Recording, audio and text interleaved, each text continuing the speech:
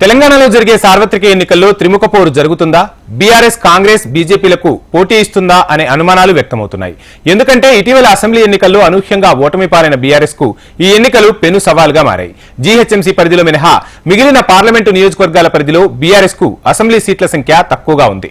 అంతేకాకుండా ఆయా స్థానాల్లో ద్వితీయ శ్రేణి నాయకులు పార్టీని వీడి కాంగ్రెస్ బీజేపీ గూటికి చేరిపోయారు. దీంతో తమ పట్టు కోల్పోకుండా చూడాలని ఆ పార్టీ నేతలు గట్టి ప్రయత్నమే చేస్తున్నారు. సికింద్రాబాద్ లోక్సభ పరిధిలోని 7 అసెంబ్లీ స్థానాల్లో 6ంటిని బీఆర్ఎస్ గెలుచుకుంది. ఇందులో ఖైరతాబాద్ ఎమ్మెల్యే దానం నాగేందర్ కాంగ్రెస్ లో చేరారు. సికింద్రాబాద్ లోక్సభ అభ్యర్థిగా బరిలో నిలిచారు. బీజేపీ నుంచి కేంద్ర మంత్రి కిషన్ రెడ్డి పోటీ చేస్తున్నారు. బీఆర్ఎస్ ఎమ్మెల్యే పద్మారావు గౌడ్ ను రంగంలోకి దించింది. జీహెచ్ఎంసీ మేయర్, డిప్యూటీ మేయర్, మాజీ మేయర్, పలువురు కార్పొరేటర్లు కాంగ్రెస్ లో చేరడంతో ఇక్కడ త్రిముఖ పోరు జరగనుంది. అసెంబ్లీ ఎన్నికల్లో 1,80,000 ఆధిక్యాన్ని సాధించిన బీఆర్ఎస్ కు బీజేపీ, కాంగ్రెస్ లు సవాల్గా నిలిచాయి. చేవెళ్ల పరిధిలోని 7 అసెంబ్లీ స్థానాల్లో 4 బీఆర్ఎస్, 3 కాంగ్రెస్ గెలుచుకున్నాయి. బీఆర్ఎస్ సిట్టింగ్ ఎంపీ రంజిత్ రెడ్డి కాంగ్రెస్ లో చేరడంతో ఇక్కడ కాంగ్రెస్ బీజేపీల మధ్య పోటాపోటీ ఉన్నట్లు తెలుస్తోంది.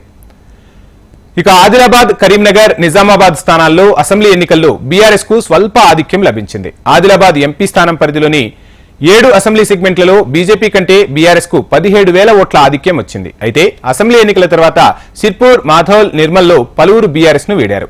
దీంతో అక్కడ బీఆర్ఎస్ విజయం సాధించేందుకు ఇప్పుడు సర్వశక్తులు ఒడ్డుతోంది. కరీంనగర్ లోక్సభ స్థానంలో ట్రయాంగిల్ ఫైట్ జరిగే అవకాశాలున్నట్లుగా తెలుస్తోంది.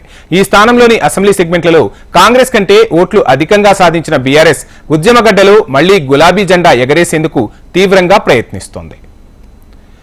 నిజామాబాద్ పరిధిలోని 7 అసెంబ్లీ స్థానాల్లో బీఆర్ఎస్ కు 3 ఎమ్మెల్యేలు ఉండగా కాంగ్రెస్ బీజేపీలకు 2 ఉన్నారు. అయితే పలువురు జిల్లా స్థాయి, మండల స్థాయి నాయకులు పార్టీని వీడిన నేపథ్యంలో అసెంబ్లీ ఎన్నికల్లో వచ్చిన ఆధిక్యాన్ని నిలుపుకోవడం బీఆర్ఎస్ కు సవాల్తో కూడుకున్న పని.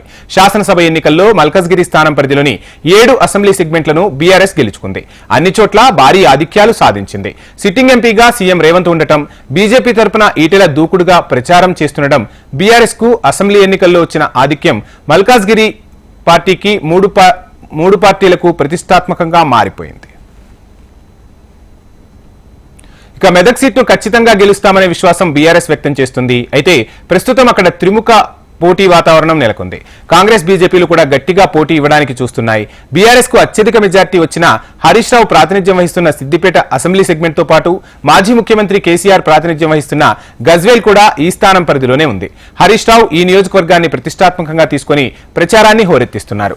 లోక్సభ ఎన్నికల్లో బారాసా తప్పక గెలిచే స్థానాల్లో ఇది ఒకటని భావించినా ఎన్నికలు దగ్గర పడే కొద్దీ ట్రయాంగిల్ ఫైట్ గా ఈ స్థానం కూడా మారుతోంది.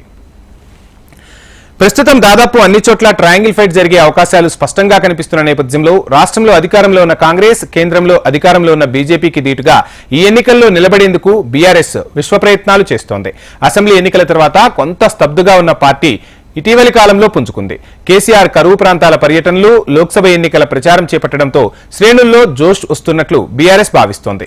సాగు, విద్యుత్ అంశాలపై దృష్టి కేంద్రీకరించి కేసీఆర్ మాట్లాడుతూ ఆయా ఎంపీ స్థానాల పరిధిలో పార్టీ యంత్రాంగంలో ఉత్సాహం నింపే ప్రయత్నం చేస్తున్నారు. పార్టీ ముఖ్య నాయకులు కేటీఆర్, హరీష్ రావులు కూడా రాష్ట్ర వ్యాప్తంగా సభలు, రోడ్ షోలలో పాల్గొంటున్నారు.